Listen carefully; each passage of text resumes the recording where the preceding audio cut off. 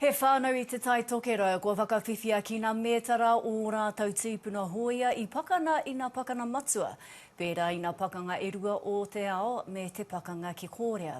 He mētara mōtuhake hoki I tukua ki ngā uria Mary Claudine Cairns, he Māori I mahi nēhi o te wao o te pakana tuarua o te ao. Kei a tumamau harawira te rōna atu o ngā whakamārama.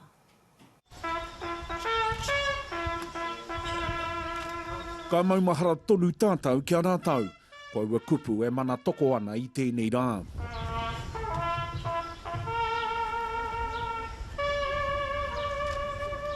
Ko takahia e David Stone te mata o te whenua ki te toro ki ngā whānau o ngā hoia o te rōpū Māori 28, ki te tuku I ngā mētara kāri I tukua.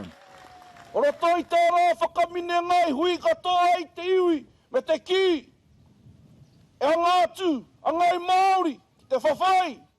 We helped give, what was it, about just under 80 families an incredible gift to their loved one, whether it be their father, their grandfather, their uncle, whatever the case may be. They got given a beautiful gift today. So every family, whānau that's had medals coming to them, should be very proud of them, and those who didn't. I tai mai te tini me te mano me ngā whakaahua o ngā tūpuna I whawhai I ngā pakanga, ki te tautoko I te karanga o te rā.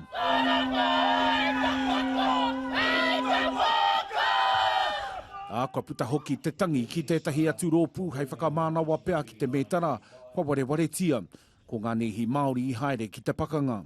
I know that as a percentage, it'd be much higher than the men, because I happened to speak to someone who was a medals expert, and he said to me he doesn't think any of them got their medals. Ko Mary Claudine Cairns I mahi hei nēhi, I te wā o te pakanga tuarua o te ao, ko ia hoki te māma o Ronda Lepa. Ki hai ia I haere ki tā wāhi ki te pakanga, he oi whakawhiwhia ia ki ngā mētara e rua, moana mahi nui nōna I te taupuni hoia, I Papakura.